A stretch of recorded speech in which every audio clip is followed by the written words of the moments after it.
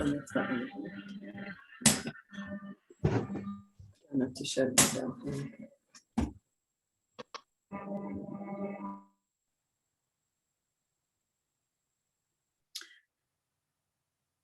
Hello everybody and welcome to this event. We're pleased to be welcoming Immaculate and Kodzo from Shared Interest. Before we go ahead, I'm just going to show you a video while everybody joins us. If you want to turn your cameras off, sometimes we find that makes it easier for the connection to the people who are taking part, so you can do that. We're going to be recording this session and it'll be available to view on the Fairtrade Yorkshire YouTube channel probably from tomorrow.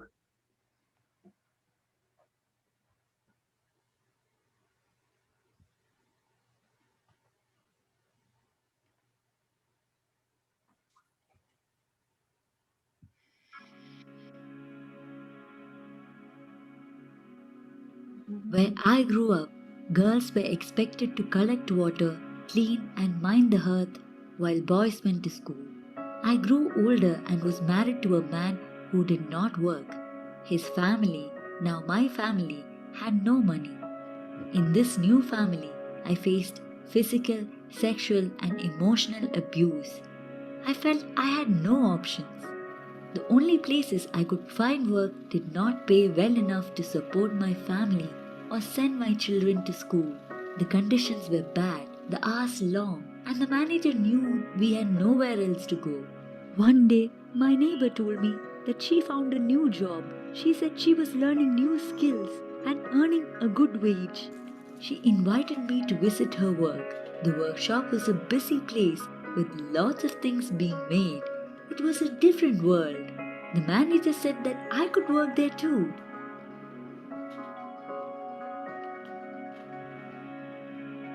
I started my job knowing very little, but my co-workers were there to help and I was excited to learn. My new workplace was safe and the supervisors treated us with respect. I knew my children were happy while they learned and played at the childcare center my employer provided. Fairtrade found me. I found Fairtrade. Now I have a place to work and a community where I can learn and lead.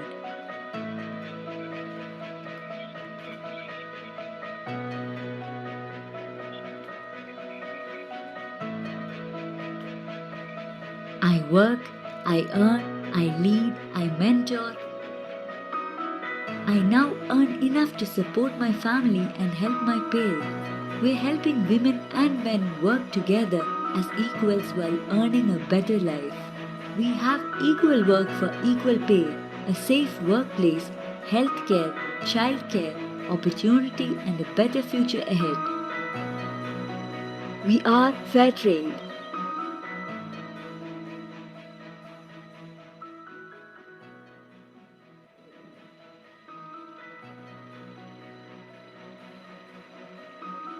We are building an economy based on equality.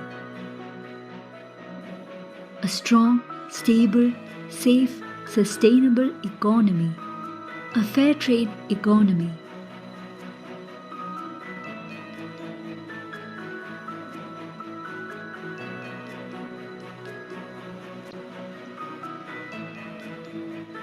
We are Fairtrade.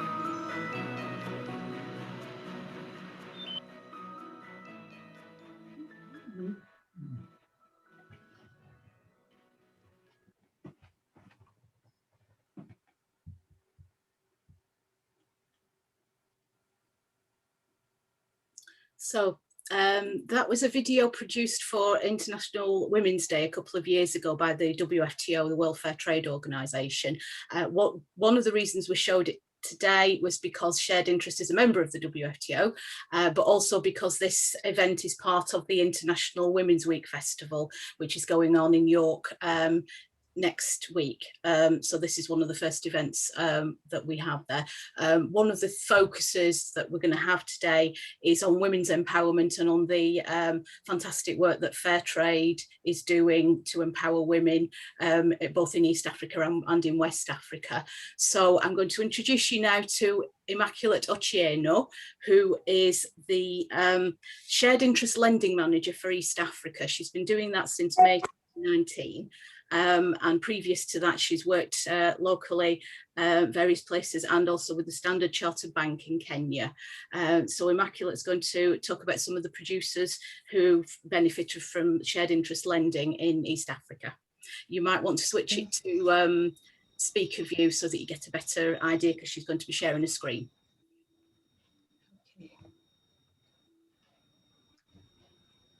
Good afternoon, everyone. So I'll just take you through briefly what shared interest does, and I'll focus a bit more in terms of what shared interest does in East Africa. So shared interest is a community benefit cooperative, and what we do is that we finance producers and buyers. But for the regional offices, we focus more on financing of the producers. So our head office is in UK, Newcastle, of which most of you may be aware, but we have regional offices in East Africa and West Africa. So the regional office in East Africa is based in Kenya, where I am based. Then we have the regional office of West Africa operating out of Ghana. The other offices are in Latin America, which is Costa Rica and Peru for Central and South America. So in East Africa, our work is mainly in 4 countries. So we have Kenya, Uganda, Rwanda, and Tanzania, but we also have 1 customer in Malawi. And the bulk of our customers are actually in production of coffee, but we have a few other customers who deal in fruits and vegetables, some are in handcrafts, a few in cereals, flowers, and cocoa and vanilla. So the cocoa and vanilla customer is just 1 and is operating out of Uganda. And maybe one thing I should add is that the bulk of our coffee active customers are actually in Rwanda and Uganda. So that is where most of our work is actually based. Then we have a few others in Tanzania and Kenya, but the most active customers are actually in those 2 countries, Rwanda and Uganda. So in terms of the challenges which we face in the producers within the region, one of the main ones I would mention would be the business management skills gap, because as we have mentioned, we focus on financing the producers who are at the first level of production. So in many cases, you realize this will be farmers, especially for the ones who are in production of coffee or cereals. They understand the production method, but when it comes to managing a business end to end up to the point of the sale of the product, they might not be very well skilled. So you have business management challenges as well as weak government structures. So in terms of governance, you have the bulk of our customers are cooperatives. And the reason they're organized in cooperatives is because the farmers need to pull themselves into large groups so that they can organize themselves, get formally registered, and be able to actually export their coffee to other countries or whatever other commodity they're dealing in. So you have this kind of structures whereby they have to elect officials amongst themselves who can be able to make decisions on behalf of the other members of the groups. But sometimes you'll find cases whereby partly it's a lack of knowledge or just not understanding the impact of their decisions. They will face challenges in managing those businesses. And in many cases, you'll see decisions are made which actually jeopardize the operations of the company or the cooperative. So previously, what we have done together with the foundation, Kodzo will talk about that, is that we have had several trainings, governance trainings for the producers. And for the few cooperatives where we did some trainings in governance, we actually noticed that there was an improvement in terms of the decisions they were making. And it improved generally their production and how they manage the facilities that we have advanced to them. They were able to use it to good use. So of course, leads to better production and growth in the members. The other thing would be volatility of prices. And this will mainly in terms of coffee. Global prices in coffee have affected our producers. And this is not something that any particular producer or country can actually regulate, because there are many factors. So you'll find by the time the coffee is hitting the market, of course, the producers have already spent a lot in terms of the production. And you realize that by the time they're reaching the sales point, the market does not, or the market might be requesting for a price that really does not cover up for all the costs they have spent in production. So in many cases, you'd find they will make a profit, but there are some cases whereby if the prices drop too low, they're really not able to meet their costs. And vanilla is also another one that when the market is good, the prices really shoot up. But when the market drops, everything goes down. And what happens with the vanilla in an instance we saw with one of our customers is that the prices rose, the production was very good. Then now the farmers decided to venture into vanilla, a lot of them. Then now what that resulted is that there were a lot of cases whereby they were ending up harvesting prematurely. So when the vanilla hits the market, it means it's not meeting the required quality. So 1 year, the production is really good, they sell very well.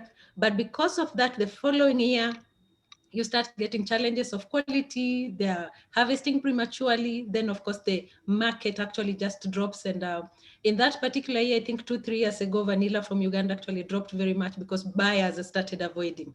So now this of course has an effect on the producers that they have invested into a product which now the market is not taking up.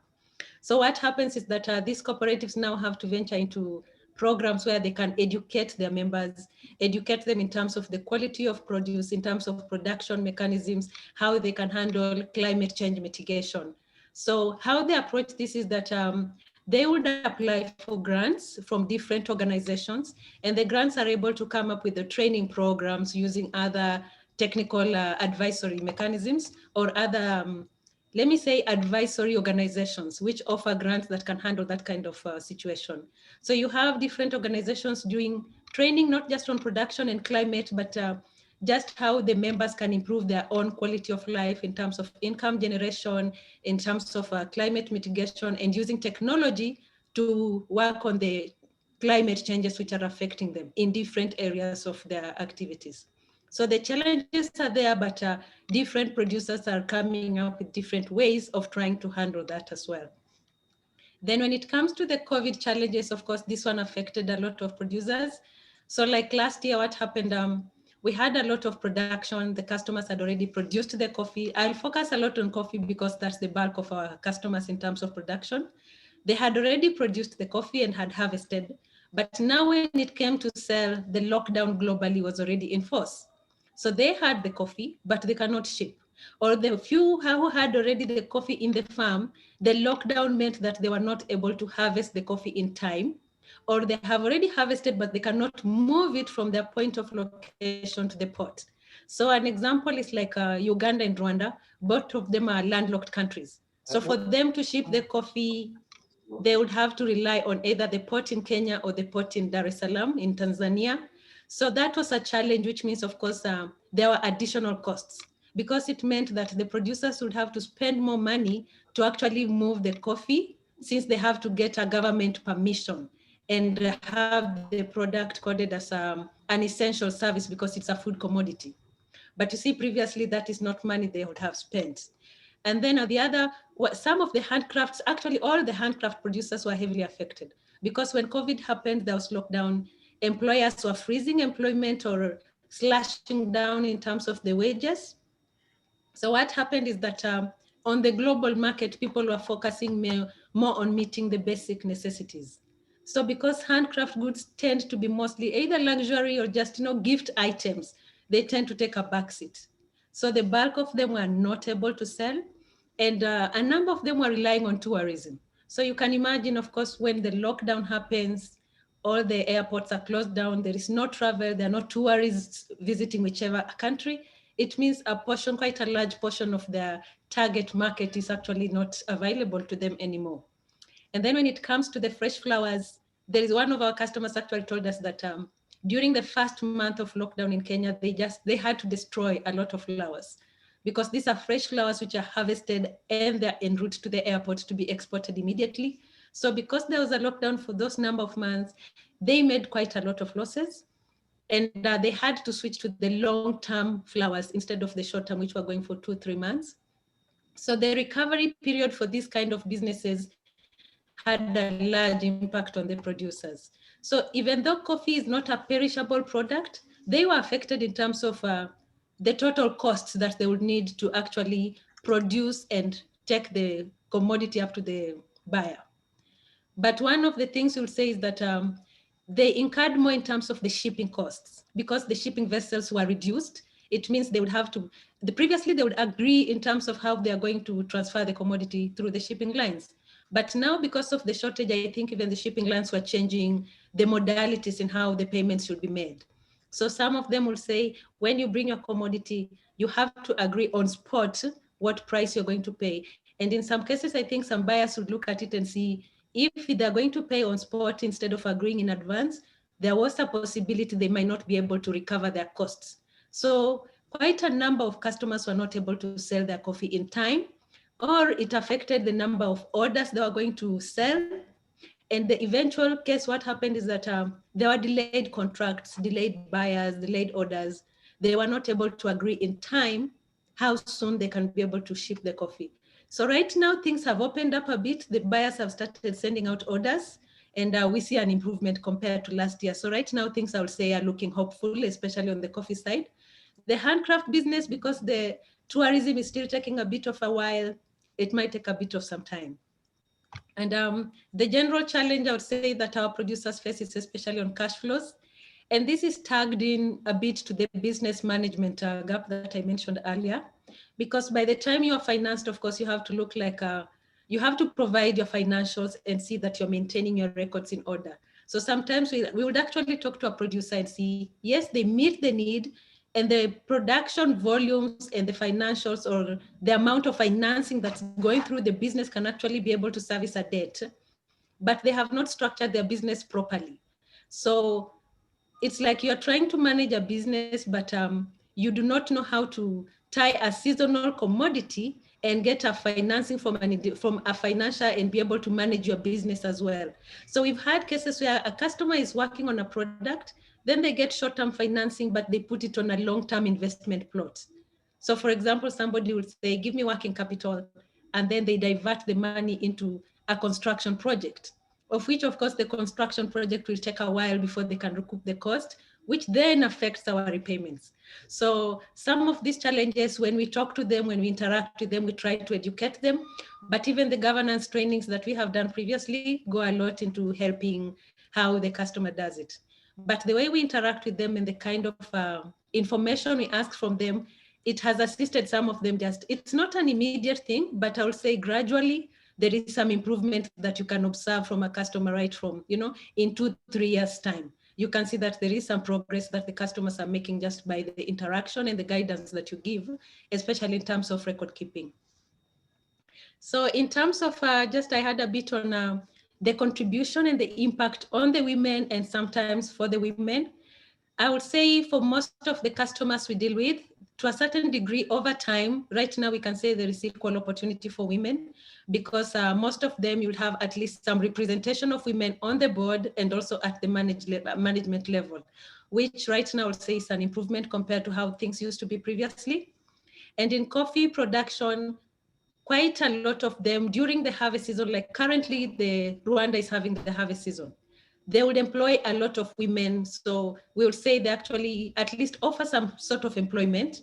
And when I say sorting, it's specifically for the women. I think the cooperatives have decided that the women will do a better job, because it's not an easy job, because they have to do hand picking to actually make sure that the quality of the coffee is good and nothing which is not desirable, any stones or the poor quality coffee beans actually get mixed up. So the women are employed to do the hand sorting. And for the producers that we are dealing with in the region, much as they have had their challenges, all of them are actually owned and managed by women. Then the other bit I would mention is in Rwanda, there is a project which we call Women in Coffee Projects. So ordinarily, culturally, let me say in East Africa, the bulk of the land will be owned by men. So even when you have the women who are farming on that piece of land, they do not own or they do not have a title deed in their name. So the name will be either in the name of the husband or the father within the community. So what the cooperatives have done is that they have demarcated some area within the community where the women can be able to farm their own coffee and be able to sell their coffee within the cooperative. But now this coffee will be sold as a different brand. So it's called a Women in Coffee Project. And this is just one of the projects that they have come up with to support the women. Then the other bit is just other diversification projects which are carried out within the cooperatives mostly compared to the companies, is that they would have some income generating activities or just activities which can help to improve the women in terms of just increasing their savings, so to speak. So they do have some table banking activities as part of the cooperative, where within the cooperative you have members coming up with their own groups. It might be a large group or a small group, but they will create a table banking within a certain area to help themselves in terms of just increase their savings and improve their income levels, so to speak. The other one is diversification in fruits. So this is one of our cooperatives in in Uganda, who is doing a passion fruit project to just help support the producers. So in summary, these are some of the activities that the producers will be doing to improve their lot and actually stand to benefit the women directly in the region. So I think that's all I have. Thank you very much. I will wait for the questions at the end of the session. Thank you, Joanna. Back to you. Thank you, Immaculate. Do you want to stop sharing your screen now? Yeah, lovely. That's brilliant. Thank you. Yeah, as Immaculate mentioned, we're going to take questions at the end. So we'll hear from Kodzo next, and then at the very end, we'll take some questions. So I'm going to introduce you now to Kodzo Korkortsi, who is the Programme Manager for the Shared Interest Foundation, which is the charitable arm of Shared Interest. So slightly different to what Immaculate does. He's based in Accra, in Ghana. He joined Shared Interest in 2014 and led the development and implementation of various projects and programs aimed at improving the livelihoods of producers across Africa and Latin America. In addition to his role as Programme Manager, Kodzo is responsible for monitoring, evaluation and learning and social accounting at Shared Interest, so he's got lots of things to do. And prior to joining Shared Interest, he worked at the World Cocoa Foundation as a Programme Manager, promoting development in cocoa growing communities in Ghana and Cote d'Ivoire. So I'm going to hand you over to Kodzo now. Thank you, Joanna. Let me share my screen. Okay. Yeah. So I'm going to talk about Shared Interest Foundation, as Joanna said, the charitable arm of Shared Interest Society. In Immaculate presentation, she mentioned that the businesses in East Africa are confronted with many challenges, notably the weak governance structures and also difficulties in or lack of better business management skills. And these things are actually running down most producer groups in Africa and elsewhere.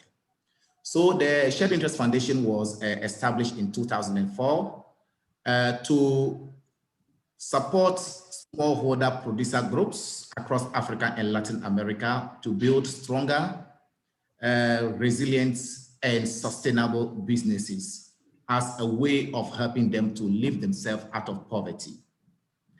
So because we believe that as businesses grow sustainably, they are able to create employment in their communities, they pay fair wages and salaries to their workers, and they are able to increase the income of their producers and also contribute to the development of their communities. That is why our focus is to make sure that we build stronger, more resilient and sustainable businesses. So we receive grants from trusts and foundations and also from individuals to carry out our project and program activities. We work through Fairtrade country networks to leverage their local knowledge and understanding of the local context to be able to implement our project and achieve the desired impacts. So last year, we carried out 7 different projects in 6 countries, including Ghana, where I'm based, Burkina Faso, also in West Africa, Cote d'Ivoire, also based in West Africa. And then we also implemented a project in Malawi, in Southern Africa, and then we also work in Kenya and in Uganda. So we were able to work with 28 cooperatives who support over 140,000 producers who are into tea, coffee, granules, macadamia, and honey. So we do deliver training to build the capacity of the producer groups. And then we were also able last year to provide direct assistance to 1,200 farmers through our Livelihood Security Fund that I'll be talking about in a moment. So our work focus on contributing to the achievement of some key sustainable development goals, which include goal 1, no poverty. So we work in communities that are living in some of the poorest regions in the globe, and then we do implement projects to eradicate extreme poverty and better the living conditions of these people, and thereby making a contribution to the achievement of goal 1. Our work is also focused on promoting women empowerment and gender equality. So I'll be talking about a couple of projects that we implemented that were solely focused on empowering women economically and also socially so that they can play a vital role and contribute to the development of their communities. We also go a bit to develop the entrepreneurial skills of the producers that we work with. We set them up so that they'll be able to run activities that will help them earn a decent income and thereby contributing to the achievement of goal 8. And recently we have also now focused on climate action, goal 13, because climate change has become one of the key issues affecting producers worldwide. And it is important that as we strive to really help producers, we focus on this challenge. So we have developed a number of projects that are focused on helping producers to better adapt to the negative effect of climate change. So now I'm going to take you through some of our projects that are particularly focused on women. So the first one, we call it Bees for Business. This project started in 2018 in the southern southwest of Burkina Faso in a community known as Dakar. In that community, women do a bit of farming, but it is a country that is very close to the Sahel. So they really are affected by the negative effect of climate change. So they have prolonged droughts. So agriculture actually is not something that is very successful in that part of the world, in that country. So the women in the community normally are employed during the harvest period of mango and cashew and shea. They are employed in that sector for a period of 4 months. So these women are casual seasonal workers who work only 4 months during the year because that is the harvest period, where they go to mango processing or cashew processing facilities to go and do mango sorting, washing, and do other activities for the 4 months of the harvest period. After that, they are out of business and they have to struggle to meet their livelihood needs. So some of these women have decided to go into beekeeping in order to sustain themselves, because in Burkina Faso, the responsibility for taking care of the home lies solely on the women, because it's a polygamous society where men have 3, 4 wives. So each woman has the responsibility of taking care of her own children, and they have on the average 3 to 5 children to cater for. But working only for 4 months and earning as low as £7 per month was really inadequate for these women to make a living. So that means that they struggle to pay their children's school fees, they struggle to provide food for their household, they struggle to access healthcare, and they have difficulty even to clothe their children. So when you travel to Burkina Faso, you will not be surprised to see children in the night loitering from one pub to the other, holding containers and begging for food because the parents are just not able to help them feed themselves. So having identified this group through Burkina Faso Fairtrade Network and their struggle to make a living, we decided to come to their aid and implement a project to set them up properly into this bee business. So initially they had 22 beehives, and the beehives were made with gallons, plastic gallons, and then baskets. So, and then they are able to produce a bit of honey that is of poor quality because the hives actually are not proper hives. So we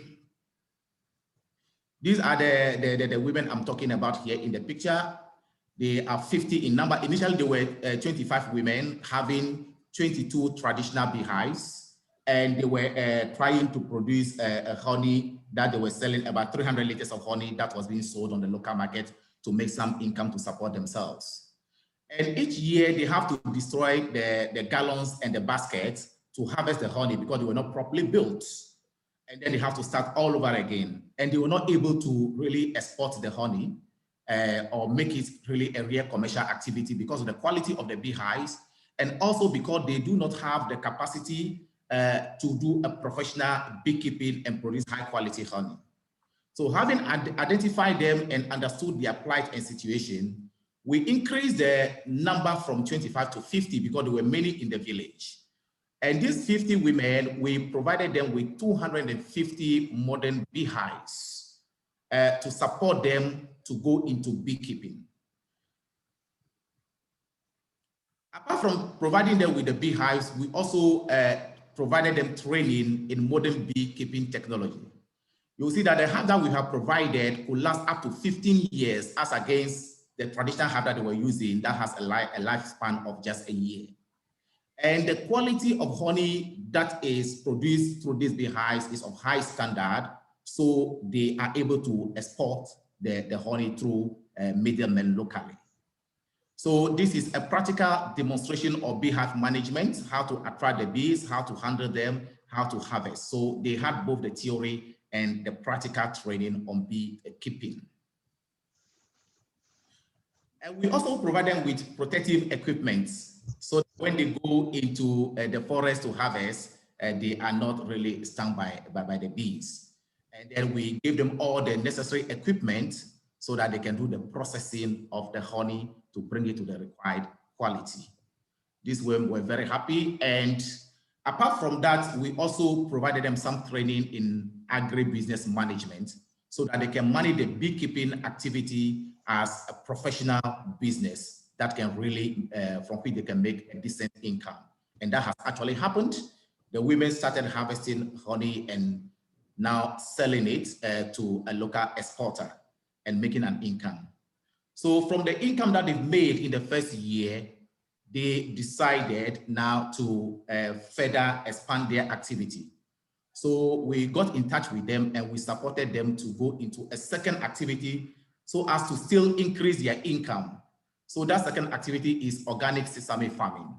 So when they place their hives into the forest and waiting for 3 months to do the harvest of the honey, they use part of the time now to start farming sesame, which is on high demand in the country. So these are the women, and this is the sesame farm that they've been able to establish last year. And they harvest 680 kilograms at the first harvest. So they farm this sesame on a hectare farmland, and they were able to make some income from the sales of the sesame. And now they are planning to expand the farm to 2 hectares. So we also provided them training in good agriculture practices, and we gave them the inputs that are required for them to grow the sesame organically, which is actually even fetching a higher income for them as against the conventional. So let me go back to say that these women now have gained respect of men in the community. They are able to lend money to other members of the community to support them when they are in difficulty. Formerly, the men do not really engage with them or involve them in decision making. But now in the community, when it comes to key decision making, these women are consulted. So it means that their social status has been enhanced. They have recognition from the men, and I understand that sometimes even their husband will come to borrow money from them. So we have really changed this group to become a functional group capable of making income to meet their livelihood needs. So they are very happy today, and then they continue. So currently they are also growing granules, waiting for the next sesame season to plant the sesame. So they will grow granules between now and July. They will harvest and then they will plant the sesame. So they are now actively busy all year round.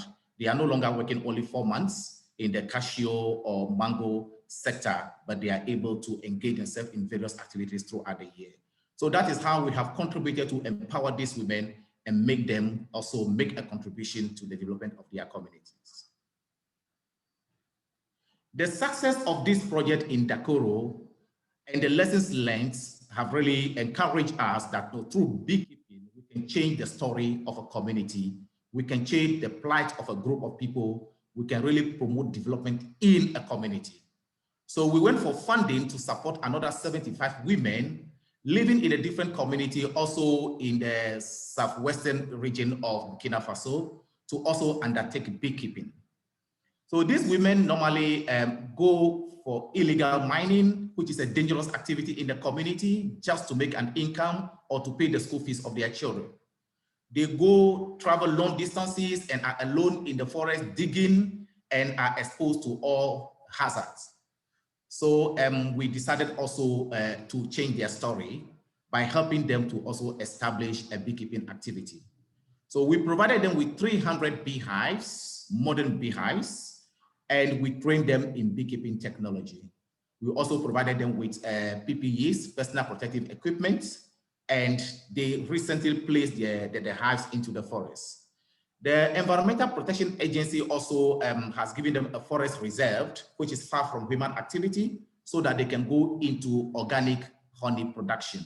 So they have placed 150 of the beehives into that forest reserve for organic honey production, and another 150 on a 10-hectare of land that was gifted to them by a member of the community.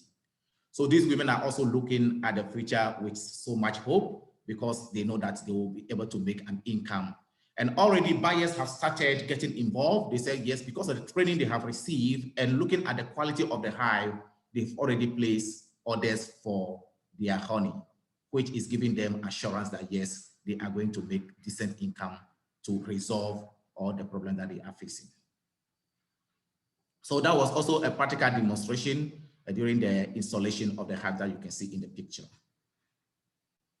So these are some of these women in Sidiradugu. After the training, they were carrying the beehives into the forest to place and wait for 3 months. So they will be making their first harvest in the month of May. Now I want to introduce you to some other, a couple of new projects that we want to run this year, or we started running this year. This one is located in Nicaragua in Latin America, precisely Central America. So here again, we had women who have access to land, but they do not have access to inputs and planting material to go into farming, because extension services is very inadequate in that country. So, and these women normally do subsistence farming on a very small scale to make income to feed their children. And they do that with a lot of difficulty. So again, a Shared Interest Foundation has decided to really look for funding to support the women in that community in Nicaragua. So knowing that they have access to land, we provided them training in organic sesame farming, so that they can have the skills and the technical know-how to be able to produce sesame organically and sustainably. So we've also sent them funding to procure all the necessary tools and equipment that is needed for them to grow sesame for an income. We are going to support them also to use the byproduct of sesame to make sesame candies to be sold on the local markets. We will also train them in organic compost making, so that they can have access to compost to fertilize their farm without any impact on the environment. So this is a group of 40 women that we are supporting this year to also help them come out of the difficulties that they are currently facing. These women also sell eggs and chickens sometimes to make an income to meet the needs of their households. Here from Nicaragua, I'm bringing you back to Ghana. And then this is a handcraft producing group located in the northern part of Ghana. They do, that part of Ghana, the Upper East region, is one of the poorest regions in the country. Because of climate change, prolonged droughts, commercial farming activity is really not possible in that region. They do some subsistence agriculture, but again, yield is very low because the land is very arid, and coupled with the prolonged droughts, they are not able to make any yield. So there is a threat on food supply for their household. So the only viable activity they do undertake is basket weaving that they sell either on the local market, or others they form cooperative and do export it. But recently, with the decline in global demand for hand-woven products that we all know, it has led to a decline in their income from about 400 plus to 100 GBP per year. So you could understand that the COVID-19 situation has also meant that there is a lot of restrictions on movement and trade. So that has seriously affected these women.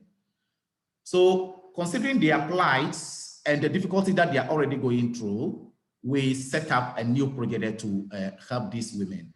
And the project we set up there, we call it soilless farming.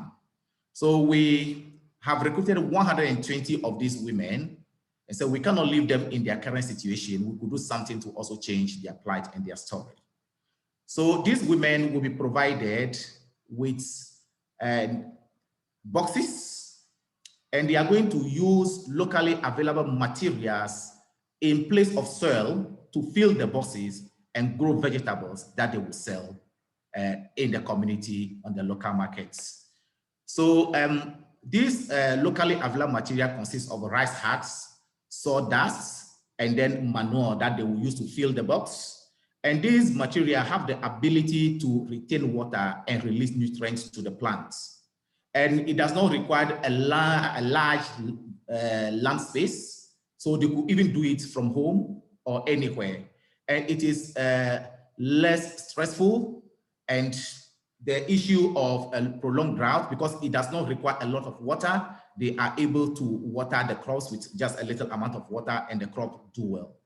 So they will be trained in this soilless farming technology, and they will grow vegetables, a variety of vegetables, and for distribution to institutions, schools, hotels in the community and within the region to make an income to support themselves aside the basket weaving, which is now a challenge for them.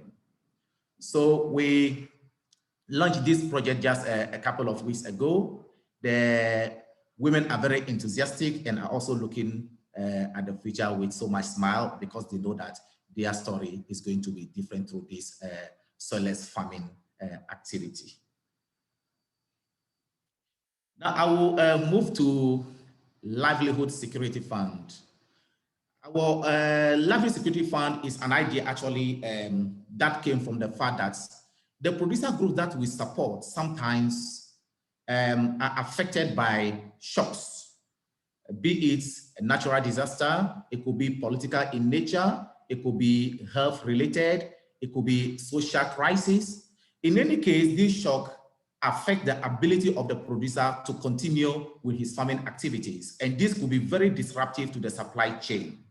And when it happens, it further pushes the producer into poverty, or sometimes it erodes completely the gains that they have made. So we have set up this fund so that anytime that a producer is affected by a shock, we'll be able to respond to bring the producer back on his feet. And that was the purpose for establishing this fund. So during the pandemic last year, when a lot of producers were struggling to really keep their business going due to the fact that there is lockdown restrictions and there is also problem with trade. So producers were struggling with that to keep the business afloat. But in Uganda, we had a producer called Bukonzo, who is a coffee producing cooperative of over 2,000 members, faced a natural disaster. So as they were struggling with COVID-19, 5 rivers simultaneously burst their banks, leading to a serious flooding in the entire area. So this has actually affected their crops, the harvest, homes got destroyed, and the supply of food that they had also were affected. And this became a serious challenge for this business or for the producers to keep going. So immediately we responded. So this is a function of the community where there's the flooding happened, part of it. They are located on the feet of Mount Rwenzori in the western part of Uganda. So the flooding really impacted most of their production, and we responded by giving them support. So they had a total of 1,200 of their farmers who were severely affected, lost their harvest, their crop, and everything. And how to feed themselves was a serious challenge because they needed, first of all, to feed themselves before they would think of what they could do to repair their bridges and start their farming activity all over again. So the first action that we took was to quickly respond by supporting them to buy food items for distribution to all the 1,200 producers and their family to enable them at least have something to eat as they work out how they will rebuild their farming business. So this is the food distribution activity that you can see in the picture there and how we supported them. And quite a high number of them had their income affected. Others have their food supply affected. So there was food insecurity and others were displaced. But following our support, most of them were able to redirect their energy and attention to quickly rebuild their farming activity. So that is the essence of having the Livestock Security Fund, so that we can support any producer that is faced by a crisis, so that it does not really disrupt or affect negatively their business and further pushing them into poverty. So I think these are the few stories that I wanted to share with you on some of the projects that we are carrying out to support women and the new ones that we want to do to further support them. So for the Shared Interest Foundation, you can follow us on Facebook and on Twitter. You can also sign up if you want to learn more about. We are doing a lot of projects, but if I want to talk about all these, then we will never go today. So I just limited myself to very few ones. But if you want to learn more, you can sign up to our digital newsletter. Then we will be able to share our quarterly newsletter with you so that you can learn more about the work of the foundation and what we do to support women and fair trade producers across Africa and Latin America. Thank you.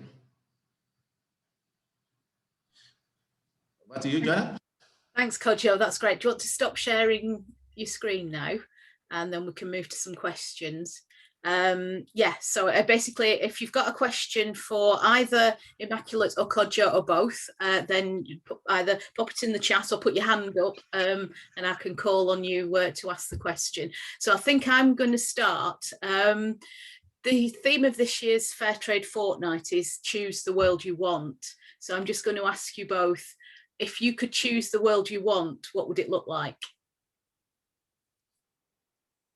Who wants to go first? I bet Kodzo wants to go first. Yeah, that's very interesting and challenging question. But if I really want to choose, I will choose a world without poverty.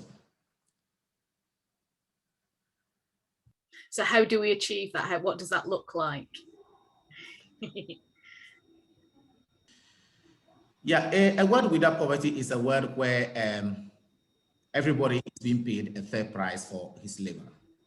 I think that is the and that's the basis of the fair trade movement. When the producer goes out there and spend the whole day on the farm, and then he's able to come up with the products, and then we offer a fair price to the farmer, he will or she will be able to meet the cost of production and keep something to feed the family and respond to the needs of his or her household. And that is where we need to start from. Excellent. Immaculate. What's for me? I would say towards the same justification, but I would say a world of fairness and justice. Fairness and justice in that when the producer is producing, they are supposed to produce quality. Then that way they can actually earn a good price for themselves. But on the other side, even when the buyer is buying, he also wants to buy quality. So each of these parties needs to meet their end of the bargain. And that way you have fairness across the region. And that way everybody stands to benefit and there is a continued improvement across the board. And the end effect should be a reduction in poverty levels, as Kodzo says. That sounds great. One of the interesting things that I've picked up from what both of you have said is how much of the trade the producers who work with you do locally. So we're kind of used to the idea that we buy things grown in low-income countries in the global south, but it's quite interesting to see that the opportunities for selling within Africa and within your own countries. So I wonder if you've got any ideas about how we can sort of increase that and help. Obviously, poverty reduction is one of the best ways for if people have got more money, then they can spend more money. But how do you see that working going forward? When it comes to local trade, I think I would say, especially on foodstuffs, there is a lot of the local trade happening regionally, because it's produced at a very different levels. You have the very small subsistence producers, then it increases up to the very large producers who are able to export. But now the problem with that is it's quite unstructured, very unstructured, to the sense that even if a financier came in and wanted to support that producer to raise them to the next level, it's a bit tricky. But now when you come to other value chains like coffee, this is a very large global value chain. The structures are in place. It's very easy for a financier to slot themselves in at a certain point and support. But you see, the challenge in that is that the producers would have to organize themselves in a group, either as a company or as a cooperative, meet the certification standards so that they can be able to export. So when you have someone who is a producer who is not attached to that group, they really cannot be able to progress unless they attach themselves to that level. So it is good in that it forces them to come into groups and organize themselves. But the challenge is the smaller producers are really not able to meet the requirements, so to speak. So those ones are the ones who will have to sell locally, which in a sense allows them to be exploited when it comes to pricing. So the small ones will suffer, but once they rise to a certain level, it actually serves their purpose. They're able to get certification, they are able to get more members, they're able to also negotiate better prices with their buyers. So at the lower level, they would suffer, but as they keep pushing themselves together and organizing themselves into groups, it does work well. But then again, as I said, in certain value chains, that works well. But in the other value chains, which are not towards export-related products, it's still a bit of a challenge. First, because certification levels there do not really support the export world. And secondly, because we have a lot of different production levels. Standardization is not yet structured so much. And you have a lot of subsistence players, let me say the small scale players within the same area. So when it comes to standardizing to finance them or support them, it's still a bit of a challenge. So I would say when it comes to the non-global cash crops, we still have a long way to go in terms of financing and supporting them. Yes, but it's a work in progress. Lovely. Kodzo, do you have anything to add to that? I think she has done a very good justice to the question. So nothing more to add. Thank you. Great. So the only question we've got at the moment is somebody's asking about whether there's any promotional material. Now I'm sure people can get in touch with Shared Interest. Maybe there's Kerry around. Can you sort of come in and let us know what's available for people to use to promote Shared Interest? Yes, we do. We've got various different leaflets that we can provide you, which you can put in your church. We can also write articles if you'd like, depending upon the subject matter. You might have a preference on a country or a commodity, so we can write something for you as well. The best thing to do is get in touch with us on email at info@shared-interest.com, and I'll put that on the chat as well so you can see it. Thanks. That's great. So yeah, any more questions? I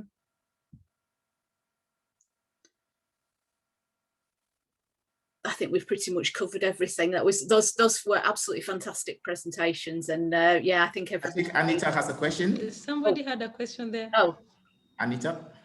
Yes. Can you tell me how you choose which countries you're going to work in? Even how do we choose the countries? Yes. For foundation, actually, we get referrals for Fairtrade country networks, which are based in a number of countries. So for instance, in Burkina Faso, we work with the Burkina Faso Fairtrade network. And we also work with the lending team that are based in the various regions who work directly with the producers. They also give us referrals. So for instance, they will say, okay, in this country, producers are having issues with governance structures and they need some governance capacity building projects. So the foundation will go and start looking for funding and develop a proposal to respond to that challenge. So in a nutshell, we work with the regional team based in region and also Fairtrade networks that are our partners that do refer issues to us. But then we carry out some due diligence to ascertain the reality of the problem on the ground, and if it is really something that we really need to respond, and how do we respond, so we are able to develop project proposal and look for funding. So that is how we identify the countries and the producers who we work with or we do supports. Thank you.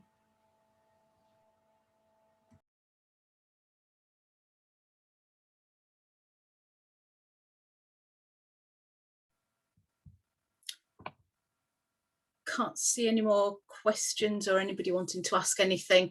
Oh, there we go. Are there any problems with bees being harmed by the use of fertilizers in areas near the hives? I think that's for Kodzo. Yes, if fertilizers are being used around, then it affects the quality of the honey produced. So we call it conventional.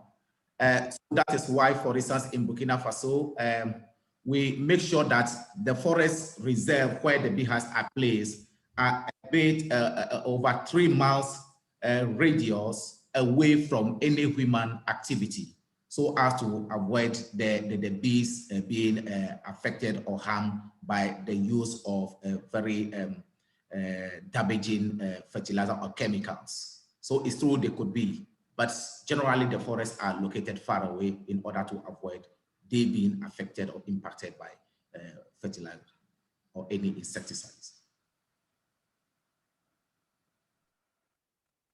Excellent. Yeah, that's good news.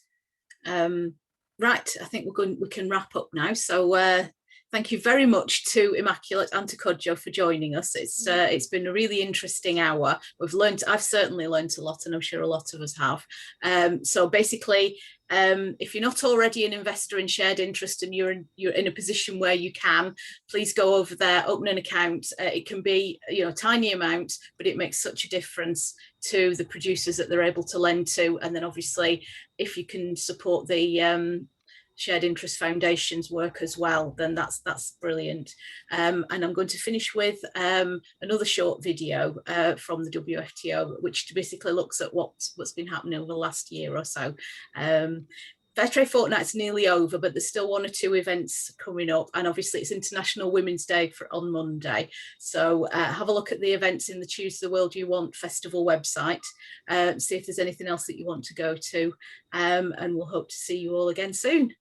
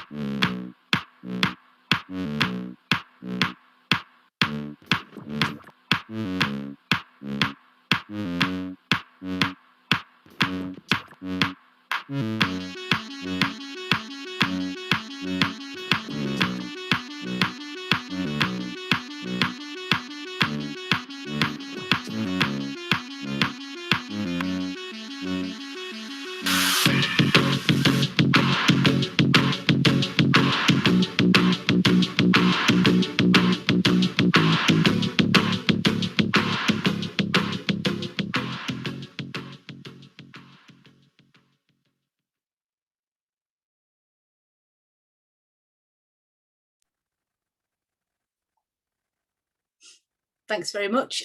This recording will be available from tomorrow on the Fairtrade Yorkshire website, Fairtrade Yorkshire YouTube channel. Everybody who's booked through Eventbrite, I'll send you a link, and I'll also send you a link through to the Shared Interest website as well.